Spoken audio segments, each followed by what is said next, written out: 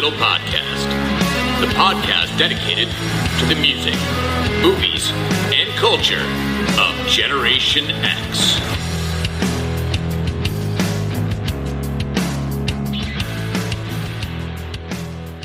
What is up, slackers, and welcome to another episode of the Stuck in the Middle podcast. I am your host, Jason Eck, and I am back after a week off for vacation. And I just have to say, it wasn't a go-away, getaway kind of vacation. We did stay local, but what was really cool, anyone who's listened to the In Excess episode, which I highly recommend that you do, my brother-in-law, Daniel Fields, who had joined me for that show, his sons, my nephews, they are located in the Dallas-Fort Worth area. And we weren't going to be able to get together with my wife's family this year. We kind of have it on an every other year basis. There was a little bit of a preemption of that. Not really sure why. We were not planning on the travel this summer. And there was just some disappointment, because, the cousins want to see each other. And it was just one of those things that, my wife works from home and said to her sister, Dan's wife, send the boys here. Like, it's summertime.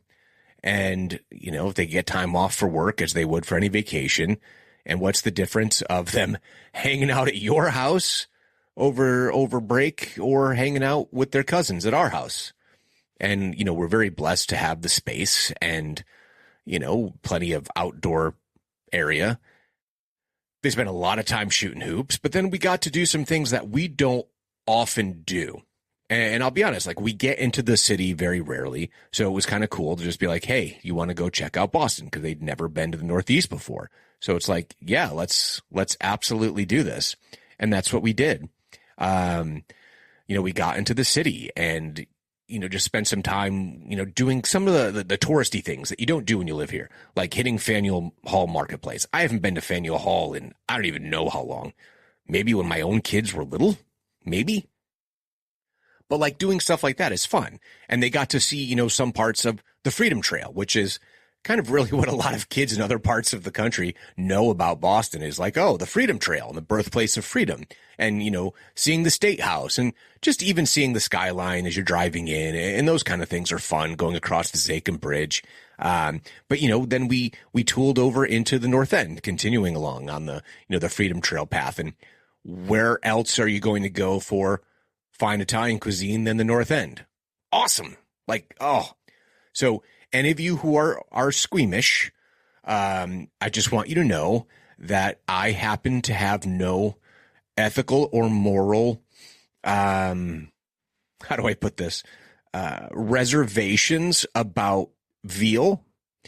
I really like veal. It's delicious. And if you want good veal parmesan, you got to go to the North End.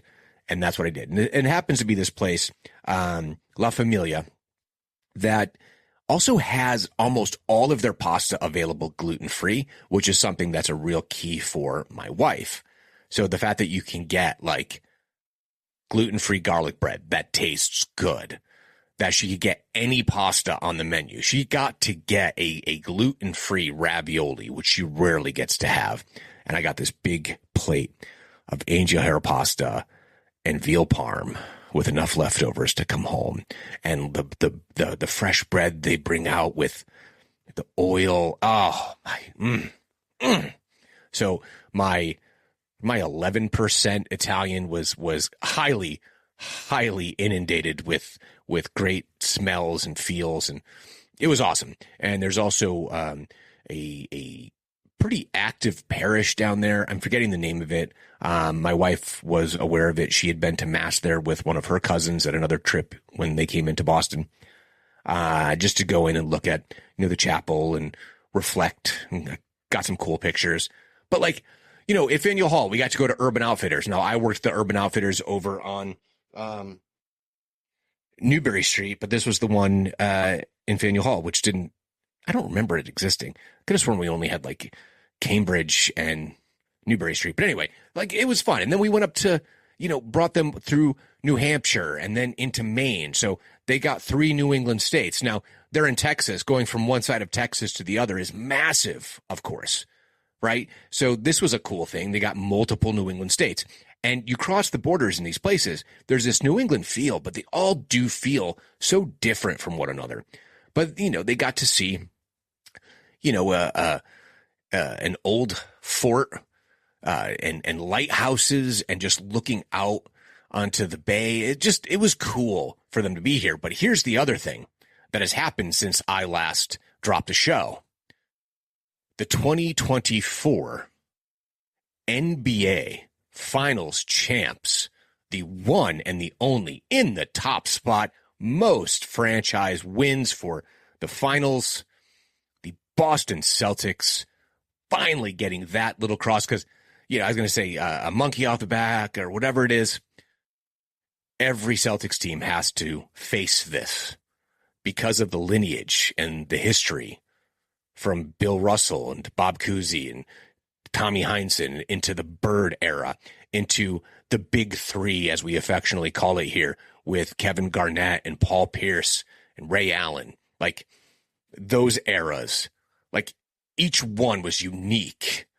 And you're not a Celtic unless you have a championship. So it's also kind of cool is that we have, so one of my nephews is an avid basketball player, right? But they're from the Dallas area. So we have Dallas Mavericks in the house. It's just kind of a fun little thing, just very, very cool. Then we got to, see some friends who, one of our good friends got to know Dan, their dad, at our wedding, and they just remained in contact. And when our buddy went to do some training in Texas, he stayed with them for a couple of days. So he hasn't seen these kids. He's never seen my youngest nephew. He'd only met my older nephew when he was a baby. So that's also kind of cool is that we got to go, we met them up in Kittery in Maine, and we ate at this great seaside place. I'm forgetting the name of the wharf. I'm terrible. I know. Some of it, I'm just kind of along for the ride. Like people are making plans. And when I'm on vacation, I'm like, okay, great. Let's do it. Where are we going? Okay, awesome. But one of my nephews are like, look, one of my only other bucket list things that I have here while I'm here is I want to have clam chowder. Bro, we got you. So yeah, it's right on the water. I've mentioned before, I'm sober. So one of the other things that happened, oh gosh, I'm all over the place, guys. I haven't been on the podcast in a while. So much has happened. So I turned 50. I think I'm still dealing with that. Age is just a number. I get it. Really shouldn't let it bother me. Not that big of a deal. Okay. Now I'm 50, whatever. But, my wife got our friend. So they met our friend Colin, who knows their dad, at this birthday gathering. It was two sets of couples and my wife and I. So Maggie and I. And my favorite type of food is like Japanese food or like the Asian fusion kind of cuisine kind of stuff. So, again, gluten-free, not just for my wife, but, our friend Colin, his girlfriend. And we also have someone who in our party is allergic to shrimp. So it's a hibachi place. So they have to be cautious about how they prepare things, right? So we find this place that's in Salem, New Hampshire. And I should post pictures of, so for the quote unquote appetizer, I'd seen online that they have these huge, massive platters of sushi. And now it's chef's choice. I'm pretty particular about what I like, but there was so much to choose from. It was something like 48 pieces or something like that. Maybe more. I don't know. Massive. But like some of it is arranged. Like there's like an LED like light fixture that blinks like, and it's everything from octopus and eel. And what was one of the stranger ones? I feel like there was shark in there. It was just everything under the sun. A combination of sashimi and sushi, and different rolls. And that was on top of our hibachi meal. And I typically will get like the chicken and vegetables and fried rice. Our friend, let's just say Saki. Holy cow. Holy cow. But what I was getting at with the seaside dinner is that when we all went back to my house after dinner, Colin comes in and he had found, so when I was a drinker, my beer of choice was Corona Light in particular. Corona now has a non-alcoholic version. So he's like, hey, I got this for you. So he brought some of the Sam Adams, like Just the Haze, which is kind of like an IPA hoppy style non-alcoholic beer. Not my favorite, but it's okay. And he's like, oh, look, Corona. I was like, unbelievable. So I got to like sit by the fire, which was our plan, and like roast marshmallows. They brought a cake out to me. We just listened to music all night, sitting by the fire, shooting the shit. The kids would kind of come in and go whenever they felt like it. They were inside playing board games because, you know, one of our couple friends, they have kids that have known my kids since they were babies. And it was awesome. So then we're at the seaside place and I look at the menu and I'm like, oh, I want to have a non-alcoholic beverage. And it says they have Athletic Brewing Company, which makes a fine non-alcoholic. And it's like, oh, we're all out. I'm sorry. Like, what do you have for non-alcoholic? She goes, oh, we have the Corona. I'm like, oh my gosh. So I got a tuna poke, so more raw fish, in some kind of, there were like mixed greens and some sort of, I think a grain of some sort. I don't know. It was so good. And it had like cucumbers in it. It was great. Everyone got a great meal. We're sitting right on the water. So here are my nephews. So yes, they've been to the Gulf of Mexico. They've seen the ocean. That's not new, but they're in Kittery, Maine, sitting on the water. My nephew is getting the clam chowder that he wanted. Everyone's got what they like. And other than some bugs being a pain in the ass, it was so nice. And it was a beautiful day. Like, these are the kind of moments that you just live for, you know? So, yeah, okay. I'm 50, but I got to celebrate with good friends, with family that I don't get to see all the time, and to have my nephews there. It was really great. And my daughter even talked to me. So, I mean, I'm more blessed than not, right? So, kind of cool. But is there anything else I need to update? I don't think so. Got my pool liner replaced. I think I mentioned that a couple weeks ago, and I've actually managed to keep it clean. I got to clean it again in the next couple of days. My lawn's a mess, but hey, I've been busy doing fun stuff, you know? So here we are. What's this week's episode about? Now that we're almost 13 minutes in. So I guess I got to cram a lot of information in now. So this is where social media and algorithms and those kind of things, which is why I always say, hey, can you like, can you subscribe, can you do all those things? Because these systems do learn. So I don't know why. I just sat down last night in my computer. I was finally done with everything. I'd got a workout in, feeling pretty good there.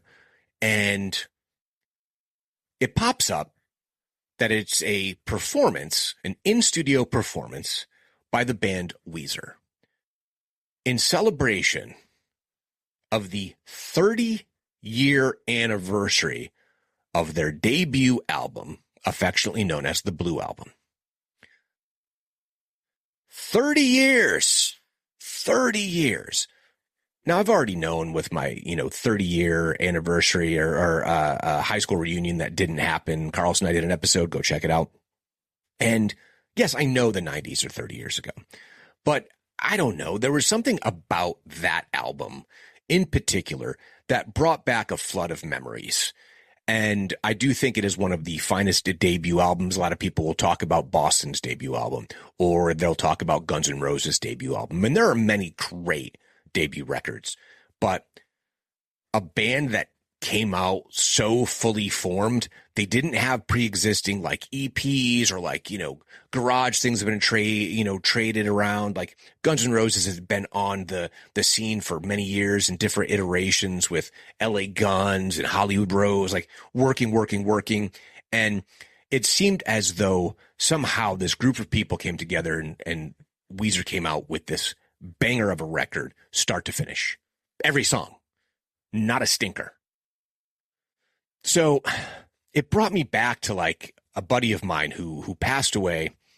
Gosh, he must have been 26, 27 years old from cancer. And it was one of the last times I saw a few friends of mine from back in the day was at his funeral.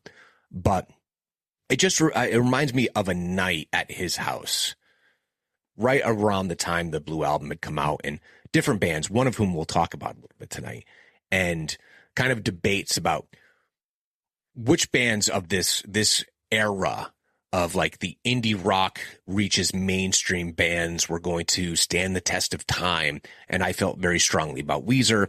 My buddy John, may he rest in peace, felt very strongly about another band. But there was also a kind of funny incident between my hearing being very, very poor and perhaps some altered states. Somehow one or the other of us hearing the word lesbian as lettuce bean. Lettuce bean. Yes. What is a lettuce bean? Well, nobody knew. All I know is just laughing so freaking hard, like crying. All of us in hysterics. There must have been like 4 or 5 of us down in the basement at our buddy's house. Now he has like a bunch of siblings. Everyone's upstairs. They're like, hey, the guys are having the house tonight. They're going to be downstairs. And, we watch movies, listen to music, whatever, and shooting the shit about all these bands and just laughing. The kind of things that you look back when, you're 20 years old and you have the world ahead of you, and to think that, he didn't make it to 30, and the number of times that I didn't think I was going to make it to 30. And you can look back on these moments with some fondness and some bittersweet memories. So I started looking at 1994. And I've mentioned how in 91, 92 was the great grunge explosion, right? But a lot of stuff happened in the next few years, including 1994 in particular, which was not only an extension of the legacy of a lot of those bands that we've mentioned, but bringing new artists, some of whom had already been working kind of, indie record labels, localized markets, starting to grow nationally kind of thing, who get the big record deal from, the major record label and become superstars. Like I said, some of them who are very much still around today, and some of them celebrating 30 years. So there are 2 lists that I have here, and some of the bands overlap on both, but I know I do the charts of a particular year, but I'm really more focused on rock and roll. That's where I don't exclusively live in that world. The playlist that I played during my birthday, I think the first 2 songs, I think the first one was You're All I've Got Tonight by the Cars, right into I Want to Dance with Somebody for Whitney Houston, right? That's kind of my listening style. And my playlist will jump all over the place. Then you get a block of like quote unquote hair metal. No, actually it was In Excess, Suicide Blonde, followed by I Want to Dance with Somebody. So I wanted to have it mostly rock based. So the 2 lists that I have here, one is from Classic Rock, ultimateclassicrock.com. The other is from good old Rolling Stone. Both have curators of these articles that, in my opinion, sometimes try a little too hard to put things in that, I don't know, a little too, not even necessarily obscure. You might know the bands, maybe you don't know them well, but I'm going to be very honest. Some of you who listen to the show might be pissed off at me by the end of this, where I'm just like, yeah, I don't really dig that band. And I can't say that I've listened to this record, or even bands that I've enjoyed, but that was a record that I never really got into, or I don't really have a familiarity with the song. So let's start with Classic Rock, ultimateclassicrock.com, and their top 30 albums of 1994. And it begins here with grunge, punk, and alternative ruled the roost, while several classic rockers updated their sound accordingly. I will tell you, I tried listening to like 3 different songs from this first record, and I just was reminded I don't really like Yes. some of you might just be crestfallen and like, really? How do you not like Yes? I just never really got into them, like the John Anderson stuff. Like, I don't really like his voice. I know they all do stuff, but like, this was the last album to feature Trevor Rabin and Tony Kaye. Like, I know who they are. I know how they have this kind of musical tree that spawns in all these different directions. But yeah, Yes, Talk, 1994. The most well-known songs are State of Play, The Calling, which are considered kind of generic, but still saying that the final 15-minute closing suite, which sounds like Yes, right? Endless Dream, which features Rabin's blistering Silent Spring instrumental. That's all I can say. Don't know it. I tried. Can't get into it.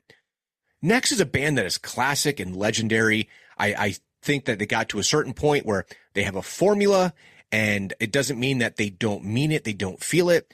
I'm just going to say that they were never my favorite British invasion band. They're one that I appreciate. I do listen to some of their songs, but number 29, the Rolling Stones, Voodoo Lounge. One of the few bands I think that tries to put out music at certain intervals to go along with tours just for no other reason than their old school record tour kind of thing.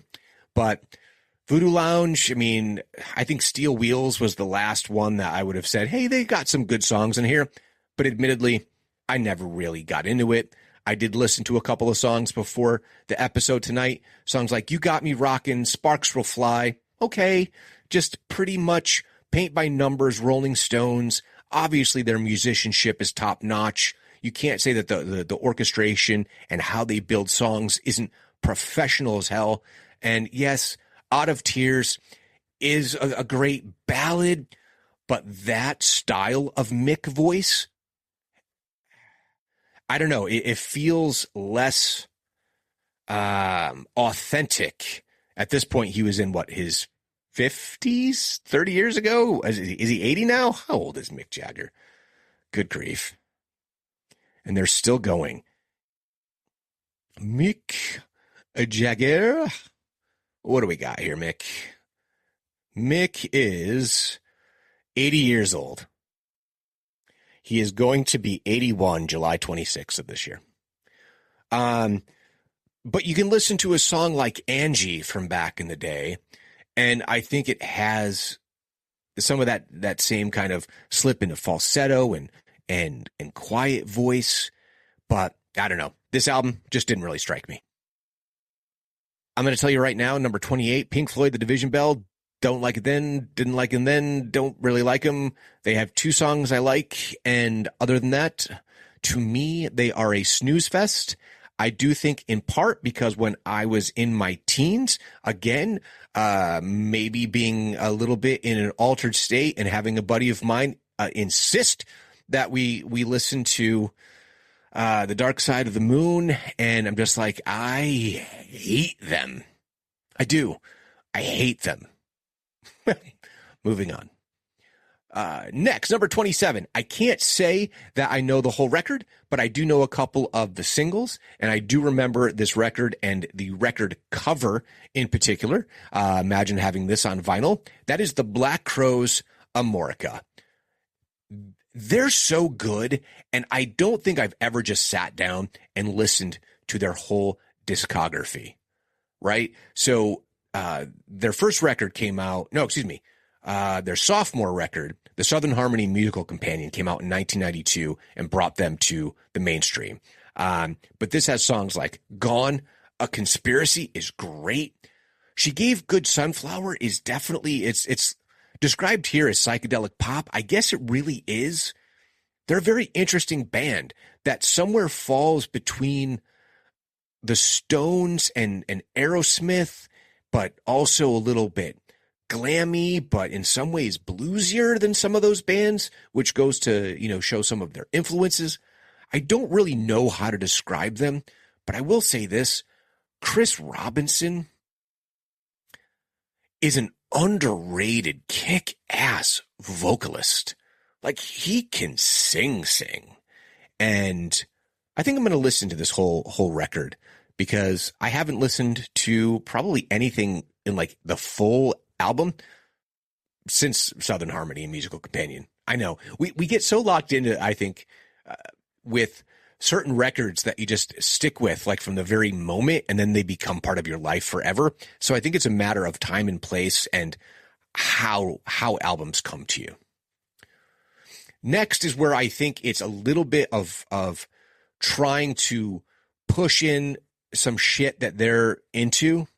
And I'm not saying that I disagree. I just can say I haven't probably listened to this whole record, but I know the band well. Number 26, we have the Melvins with Stoner Witch. Now, a couple things to consider.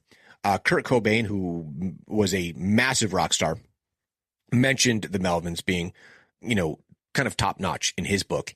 And then Buzz Osborne, lead singer and guitar player for the Melvins, has also been in various musical incarnations with one of my favorite artists who I've said on the show many times, Mike Patton from Faith No More, Mr. Bungle, etc., but also other bands like, Fantomas and Tomahawk. And they've worked on a bunch of different stuff together in solo records. And he's definitely part of, Patton's crew of guys. But yeah, I don't know that I've ever listened to this whole record, and it's amazing that the Melvins made it to a major record label. This was released on Atlantic Records in 1994. The next one I wouldn't say is a guilty pleasure per se. I do know one person who's probably listening to this podcast and go, no, that album fucking rules. And I'm talking about, at number 25, Live and Throwing Copper.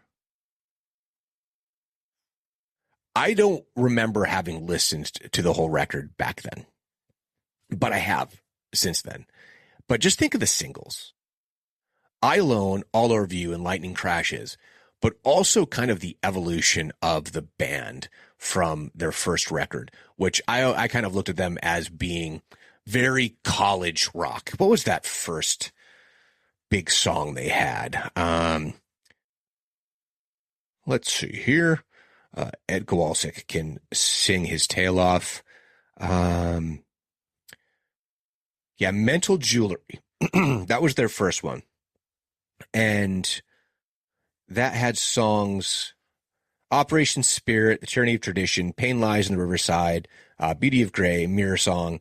I mean, it seemed very college rock. It really did.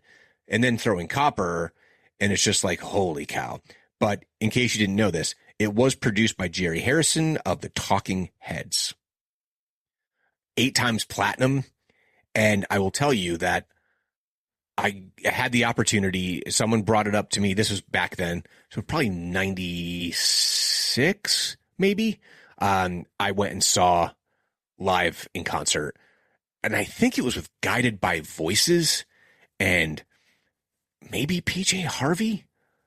I think it was 3 bands, but I know this. They just commanded the stage and a fine rock performance. So I can't say that I've listened to much else other than this record, but if you have this record amongst your discography, that is all you need because it's that good. Next, we have an album I know I haven't listened to. So I will tell you, I have never, I bought the Poison record. When I say Poison, I mean from Alice Cooper, The Last Temptation. Trash, I'm sorry, not Poison. The song was Poison. But number 24, Alice Cooper, The Last Temptation. Kind of getting away from like the glam metal stuff that he was doing with Trash and Hey Stupid. And now it's like punchy alt flavored hard rock. And, collaborating with guys like Chris Cornell, for example. I'm sure it's good. I don't know that I've ever heard a single song from this record. Maybe I would know it if I heard it. If you're into Alice, I get it. I just never really much got into him. Another one that I never really got into, and chances are I'd probably enjoy it if for no other reason than sense of humor. At number 23, we have Ween with Chocolate and Cheese. And, Dean and Gene Ween prove that sophisticated songwriting and pitch black humor don't have to be mutually exclusive. Chocolate and Cheese is a smorgasbord of rock, pop, soul, and funk. It talks about having something that's a kind of a earnest song, like a Tear for Eddie Hazel, to what they call a Prince Light Slow Jam of Freedom 76, One Note Absurdity of the HIV song, and a 7-minute mariachi ballad, Buenas Tardes Amigo, walks the tightrope between cinematic epic and culturally appropriative piss take. I'd probably like the absurdity of it. I had a girlfriend who was into Ween, but I don't remember ever really sitting down and listening to it, because if I'm remembering, don't they use like weird voices and stuff? I don't know. Never really caught my attention, but maybe that's something I have to go back and take a listen to. As I'm proving something here on my phone. Okay. So I mentioned earlier, my buddy John, may he rest in peace. And we were going back and forth on bands that are, where the indie bands breaking big, or having that, let's just say, indie sound or look or whatever it is. And I said, WEEZER, they are awesome. They're in my opinion, this band that can be nerdy and dorky, but also heavy, just a unique mix, because they were into metal. Right? My buddy John said, no. Pavement is the band. So number 22, Pavement, Crooked Rain. I went back to say to myself, I probably listened to it with John, and I probably was like, I can't listen to this. So I went back and I listened to their top 10 alternative radio hit, Cut Your Hair, and again, I hated it. And I don't think I like them at all. So any of you Pavement fans, I'm sorry. I'll listen to more than just the singles. Maybe there's something there that I'm missing. I don't like the dude's voice. Just none of it speaks to me. And it just is what it is. So if you're a huge Pavement fan, I will say, WEEZER does stadiums, maybe not stadiums. They do arena tours. They can sell them themselves as headliners, and I don't know what Pavement's doing nowadays. Number 21. So bear in mind, a couple of these albums are on both lists because they belong there, right? Let's see. Let me check in on time here. Okay. I got to move it along if I'm going to get this into an hour. All right. Number 21, The Offspring, Smash. I mean, just think of the singles. Come Out and Play, Self-Esteem, Gotta Get Away. Right then and there, you have all these amazing songs. Like Self-Esteem is amazing. They have a couple of songs on later records, though, that I think that Dexter's voice is even better. So Far Away, I think that's the name of it. Great stuff. But they really broke through at the same time as another band that'll be later on the list, which you may have already guessed. But this pop punk kind of aesthetic coming to the forefront. I think it makes a lot of sense, in part because I know for myself, ska was a big thing in Connecticut in particular, which would often be mixed sometimes with hardcore or punk. So giving a pop sensibility or melody to music. Obviously, Nirvana, you look at what WEEZER was doing and bands like that, it makes a lot of sense that Offspring comes out in 1994 and makes it huge. Now, this album was still on an indie record, Epitaph Records, which was formed by, forgetting his name, from Bad Religion. I always get it wrong. Anyway, massive. Smash remains the best-selling album ever released on an indie label, which blows my mind because I figured Roadrunner would have had that kind of in the bag by now, but I guess not. So shout out to the Offspring, still doing their thing. I mean, they've gotten into some weird situations with band members and whatnot, but, I think Dexter went and became a doctor and then okay, let's go back to the band because now he has a career to fall back on. Just amazing, amazing. And shout out for Come Out and Play being the entrance theme music for my favorite all-time wrestler, Raven. Okay. Next, we have ZZ Top. I didn't even know they had a record in 1994. Here at number 20, ZZ Top, Antenna. I don't know anything about this album. The record cover doesn't even look familiar to me. None of it. I know that it says here there were songs like Breakaway and Cover Your Rig, Pincushion, and Antenna Head. I don't know. Never listened to it. I was never huge into ZZ Top. Obviously the big hits, but yeah, this completely flew under my radar. The next one, honestly, as a band, the individual members of this album were in a band that I would consider myself a fan of. I would have listened to all of their albums at least once in their entirety, and typically probably more than once. But here we have Jimmy Page and Robert Plant with No Quarter. I don't think I listened to this record at all.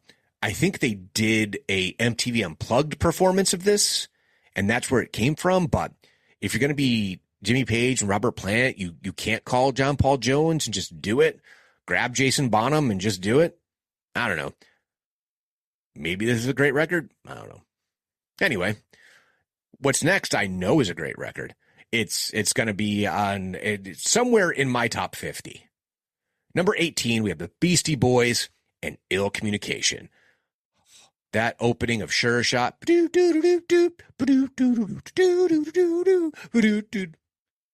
Oh, good stuff. Root Down blends old school hip hop with Miles Davis influenced jazz. Man, that sentence was very hard for me. And I mean, Sabotage came off this record.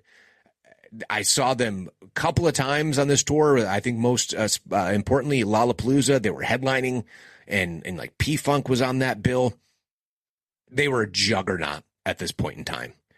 It became the Beastie Boys' first number one album since 1986, License to Ill. It might as well be two completely different groups from where they were in 86 to what they had become and would continue to do in various genres, and not just hip hop, but definitely they're old school, like rap MCs, and the three of their voices together, just incomparable.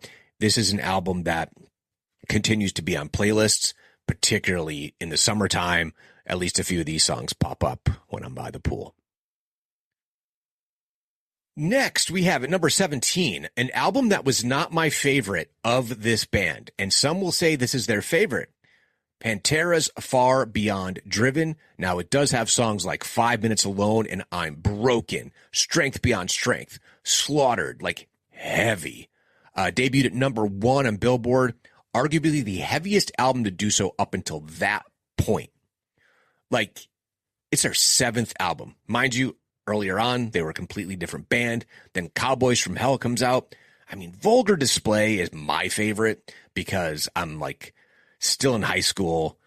I was in high school for Cowboys and for Vulgar Display, and I had some of the record cover artwork for Vulgar Display, so I have a particular place for that in my heart. But no, this is a great record, great band, and no one does that groove metal. I mean, they made it a thing. Mind you, Megadeth was really groovy. Don't want to leave that out. Anthrax had moments of being groovy, but not like Pantera. Something completely a different animal, and certainly kind of straddling this line between like the heavier new metal bands. They're just Pantera.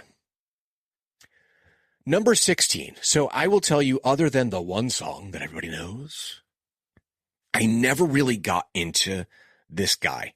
And I have many friends who have said just a legend. But we're talking about Jeff Buckley and Grace. And of course, the song we all mostly know is his cover of Hallelujah. Yeah, I mean, he drowned 3 years later after this and was really considered a kind of on the rise guy. I don't know. I don't know what you can say about it, but yeah, gone too soon.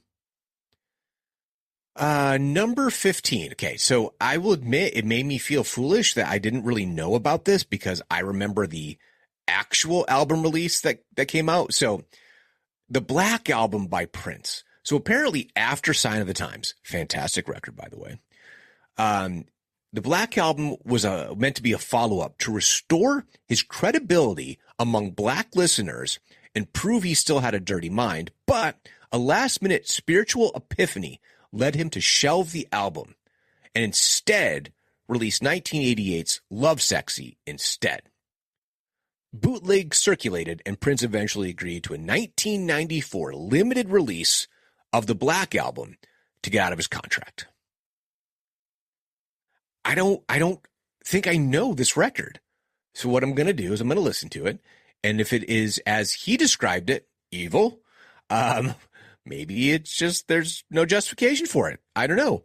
But certainly Prince did grow and evolve as a person, and very different than, Darlin' Nikki. Number 14, we have Johnny Cash, American Recordings. And this is when Johnny got into the studio with Rick Rubin. And he says, okay, I know what I want to do. Because Rubin said, hey, Johnny, you have all the creative license. It's your show. And he decided to go with no accompanying musicians. I mean, what are the songs on here? Is that is Delilah's Gone on this? I think so. Surprisingly, my dad never was really a huge Johnny fan, which I always found weird. Yeah, Delilah's Gone and Drive On. Yeah, kind of a cool little record. I'm going to have to go back and listen to it, I think. But the personnel, Johnny Cash, acoustic guitar, vocals, main performer, liner notes, did all himself. Rick Rubin was producer, Jim Scott mixing, Dave Ferguson engineer, Steve Marcusson mastering, Christine Cano design, Martin Atkins art director and photographer. That was it. But the music was Johnny. And he had original compositions, but also contributions from Leonard Cohen, Nick Lowe, Chris Christopherson, and Glenn Danzig. Pretty freaking cool. Johnny got to be cooler even. Come on, man. I don't know that I've ever listened to this one either. A buddy of mine is a huge fan of Neil Young, and Crazy Horse Sleeps with Angels, number 13 here. Some have said that it was inspired by Kurt Cobain and his suicide, where he famously quoted Neil Young, and it's better to burn out than to fade away, from Hey Hey My My. I don't know. I haven't listened to it. I do know I've heard some cool live stuff from Crazy Horse, because it's just such a different band from what, you think of Neil Young as the folky guy. He definitely got into some distorted guitars and some heavy stuff. So maybe I'll check it out. Number 12, Stone Temple Pilots, Purple. Critics wrote Stone Temple Pilots off as fifth-rate grunge clones after hearing their debut album, Core, which nonetheless sold like gangbusters. Facts, right?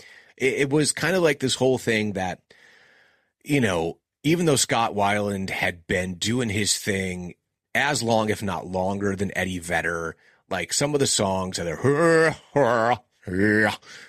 that whole vocal affectation. But man, oh man, Purple, Interstate Love Song, Vaseline, Big Empty, Unglued. Scott Weiland was not a clone of Lane or Eddie or anyone else, particularly when they began to grow and evolve.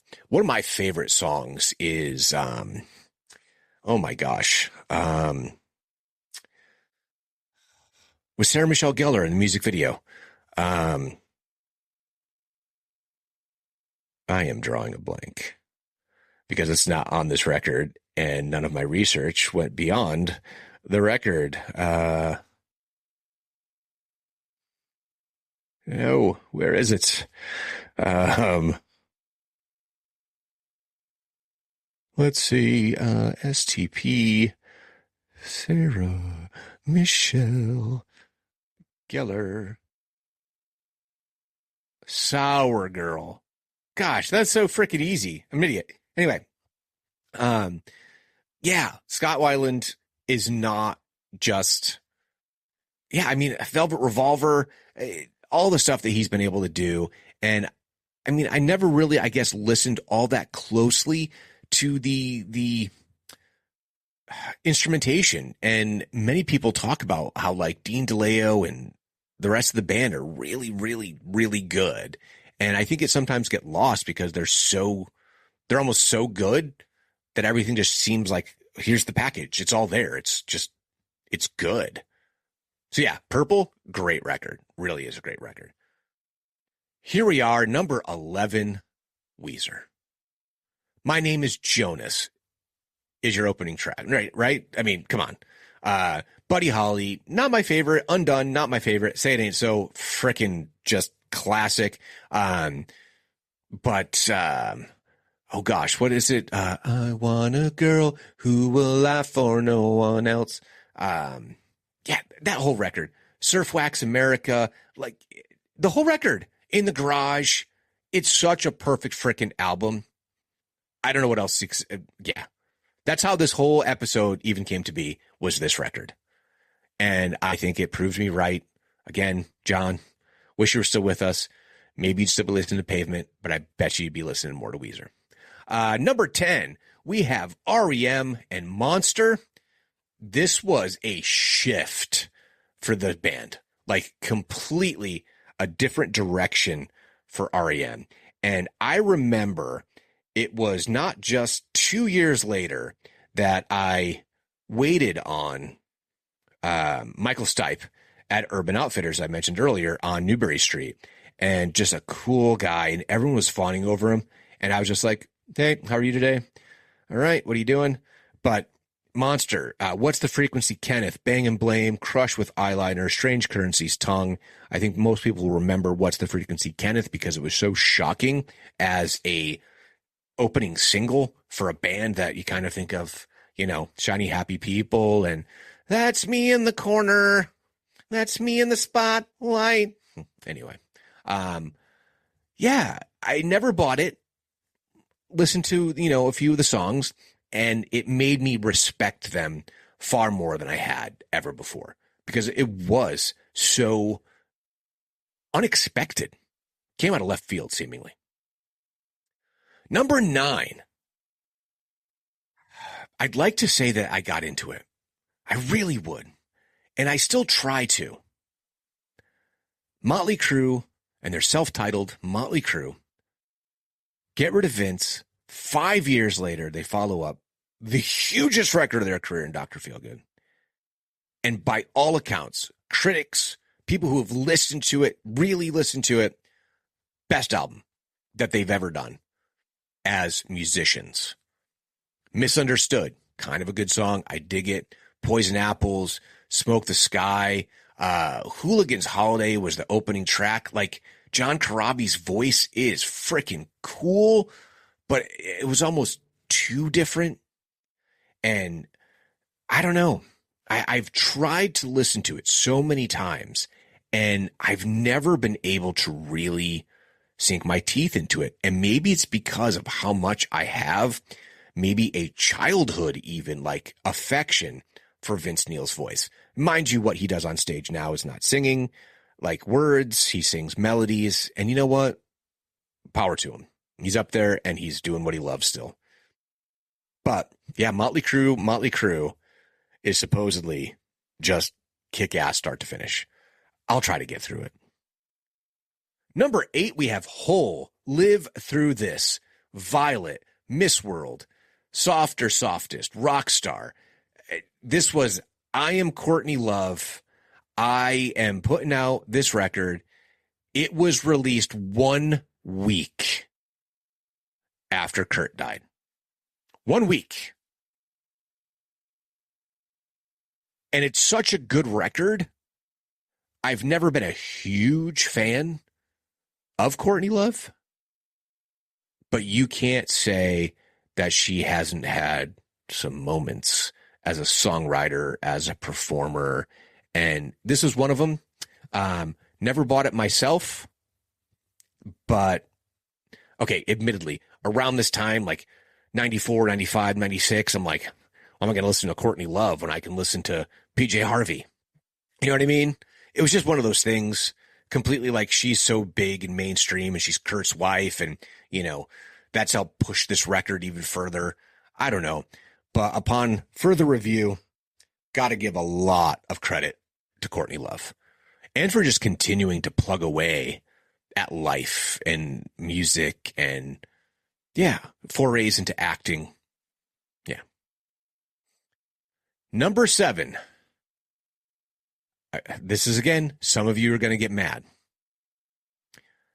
I could not care less about Oasis. Definitely maybe. Yeah, I don't care. I don't care if the brothers hate each other. What is even on this record? Let's see.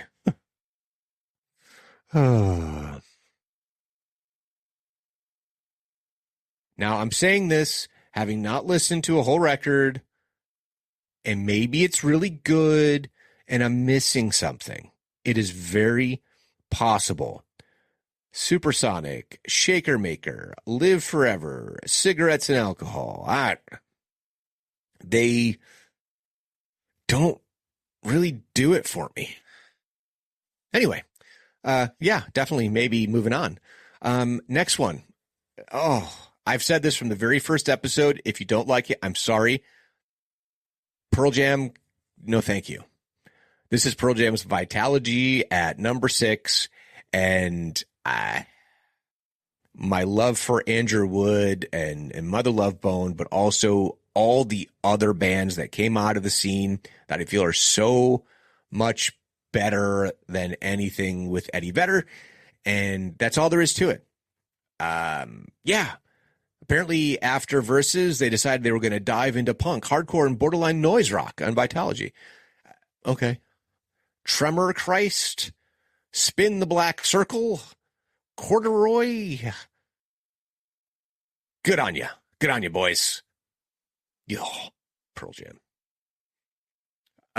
Hey, the other band, right around the time the Offspring came out, that is now stadium level, and you don't often think of stadium and punk bands, but Green Day's Dookie. Now, I will say, shout out to Carlos, who's, if you're listening to this, he had Kerplunk, the record before this. Welcome to Paradise was used again.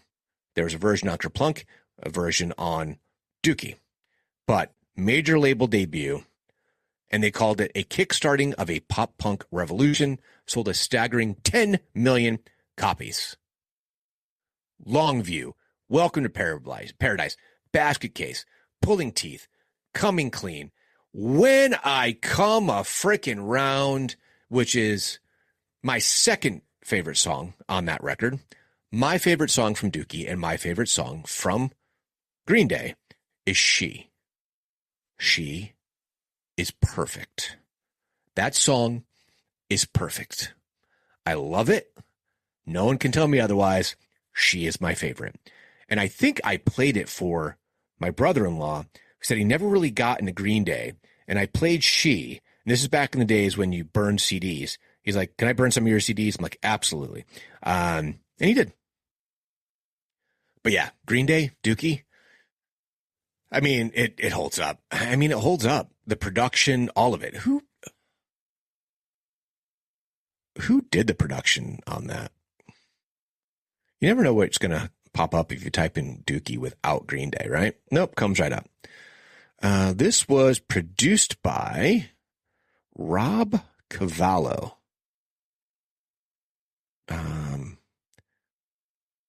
You would not know it, but listen to his production work. This makes sense.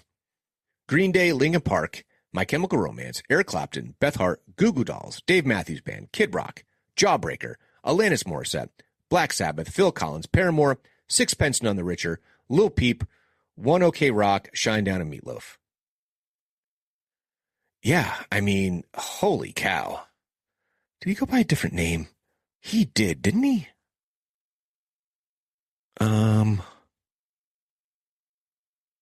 Maybe not.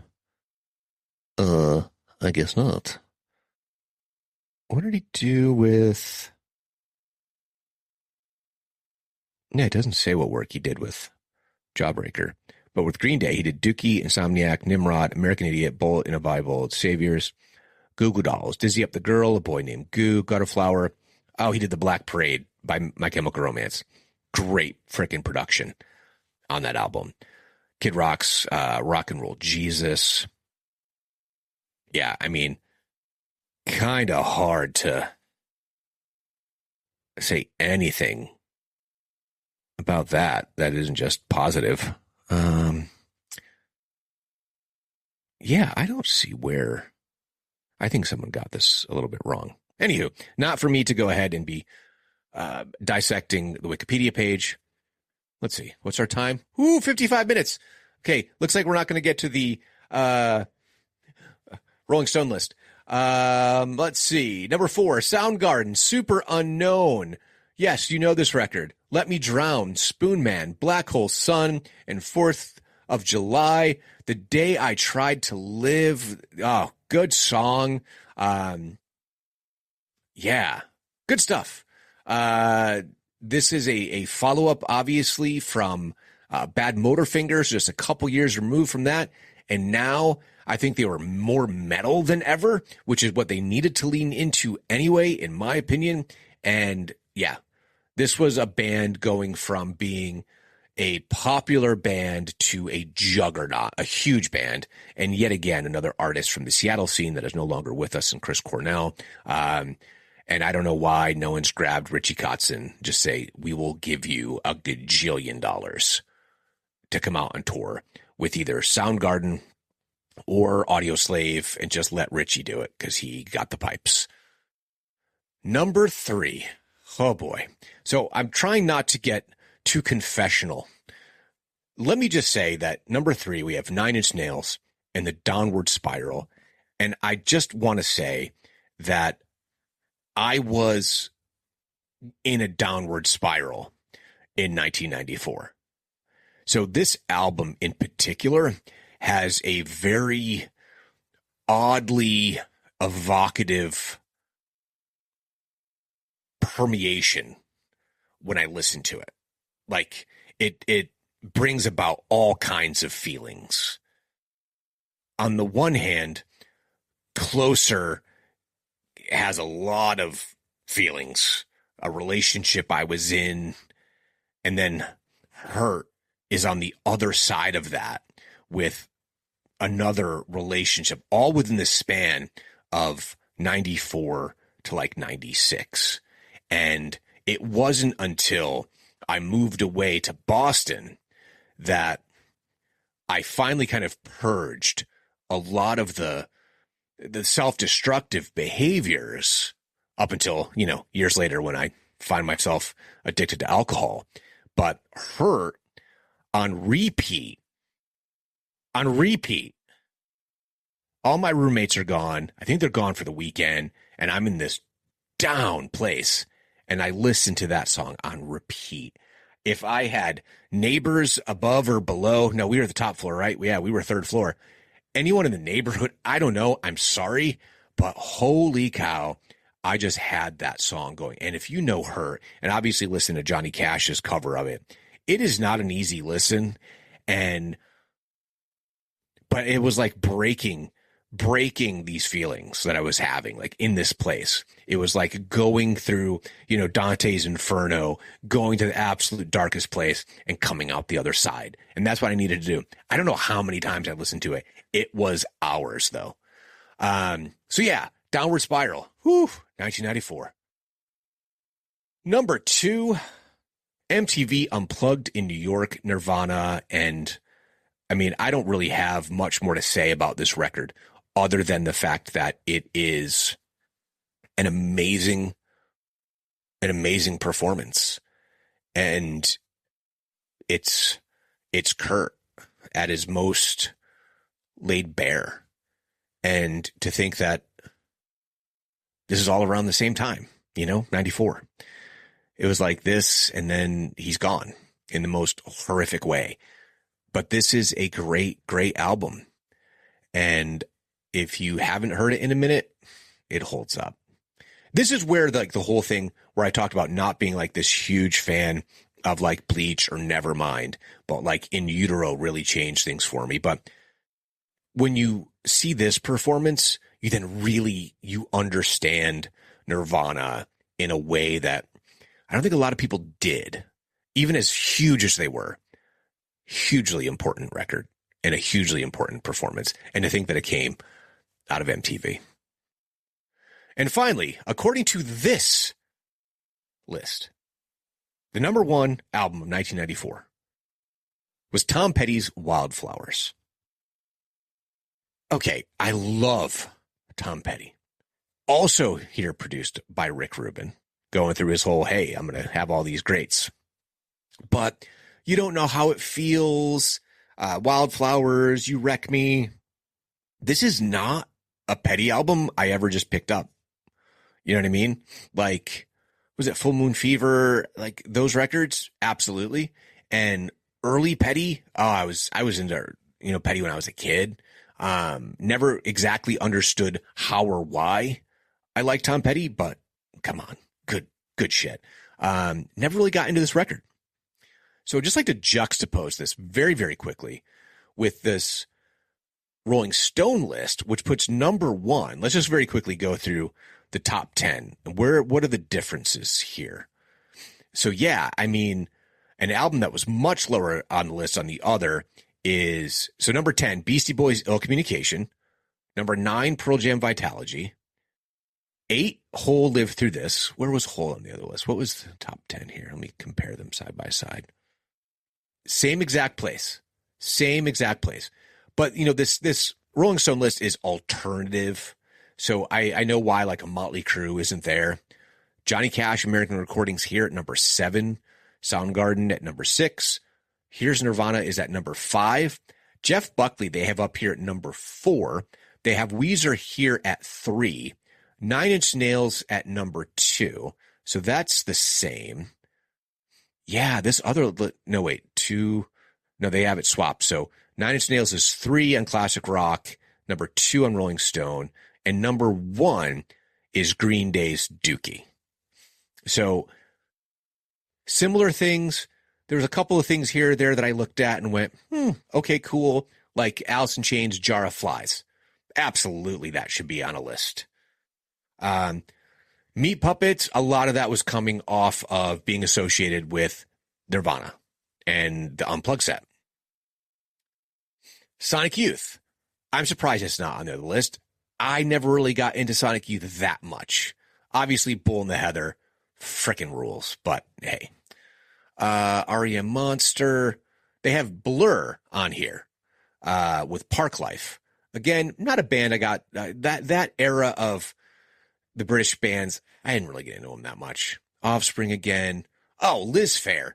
Liz Phair, Whip Smart, not my favorite. A lot of people talk about like Exit Guyville, but what was the follow-up? The one that came after this record? Why Can't I Breathe? It's just such a great song. Oasis is on here. Helmet. The other list had Melvins. I would definitely put Helmet's Betty over the Melvins, without a doubt. Milk Toast.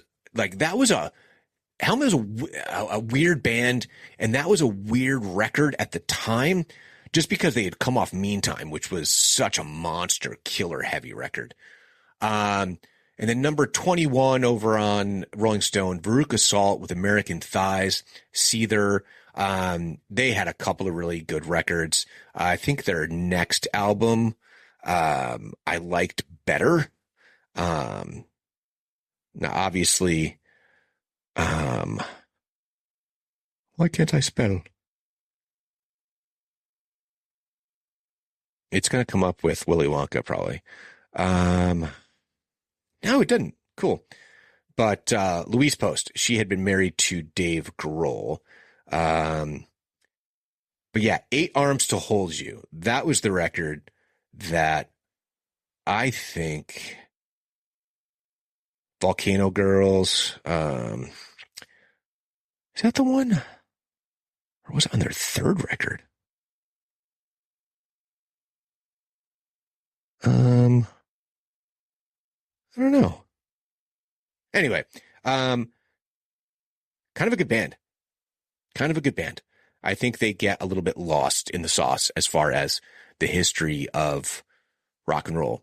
Yeah, number 24 over here is Rancid. I definitely have to put Rancid on the list, that first record. Now, obviously, actually, they consider this the second album. I kind of look at it that Rancid is an obvious extension of Operation Ivy, except now with Lars Frederiksen in the band and, of course, Tim Armstrong. But Nihilism, Radio, Salvation, what a great freaking song. Rollins Band, Wait, not as good as End of Silence, but certainly good. Liar is on here, Disconnect, Civilized. Let's see, anything else? Yeah, there's a bunch of stuff over here on this other list that you kind of have to include, I would think, on both. Like Dinosaur Jr. Without a Sound. Feel the Pain was a huge hit. At least I thought it was great. It's a perfect song. I was never a huge Dino fan. Then I saw them live, and I was like, you guys rule, and I was wrong. Over here we have 36, Tori Amos, Under the Pink.